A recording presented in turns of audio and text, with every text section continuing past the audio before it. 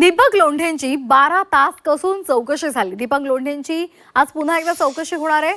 दीपक लोंढेंच्या नावे समता पतसंस्थेमध्ये 4 खाती आहेत। या खात्यांमधून कोट्यवधी रुपयांचा व्यवहार झाल्याची माहिती समोर आली आहे। शिर्डी पोलिसांनी या लोंढेंची कसून चौकशी केलेली आहे। दरम्यान चौकशीनंतर दीपक लोंढेंनी माध्यमांशी संवाद साधलाय। समता पतसंस्थेमध्ये खाती नाहीये असा दावा त्यांनी केलाय। मोठ्या लोकांसोबत आपला संबंध असल्यामुळे आपल्याला लक्ष केलं जातंय असा आरोपही त्यांनी केलाय।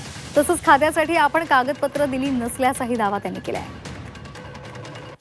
माझ्या आणि माझ्या मिसेसबद्दल जे काही अकाउंट खोलले आहे हे काय माझे नाही, हे मी सरांना बी सांगितलं। अजून माझी काही चौकशी आहे, मी उद्या परत येऊन करणार आहे। आणि मी माझे फक्त मोठ्या लोकांसंग फोटो आहे म्हणून मला टार्गेट बनवलेलं जातं आहे। याच्यात मी विनंती करतो का मला टार्गेट बनवू नका। मी छोटा माणूस आहे, मी एक शेतकरी माणूस आहे।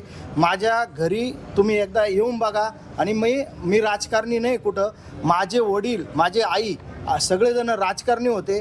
आणि त्याच्यानंतर माझ्या घरी जरी राजकारणी माझं भाऊन ते, मी कुठं राजकारणात नाही। मी फक्त एक जपलेले माझ्या वडिलांचे आणि आईचे रिलेशन मी पुढं सांभाळतोय।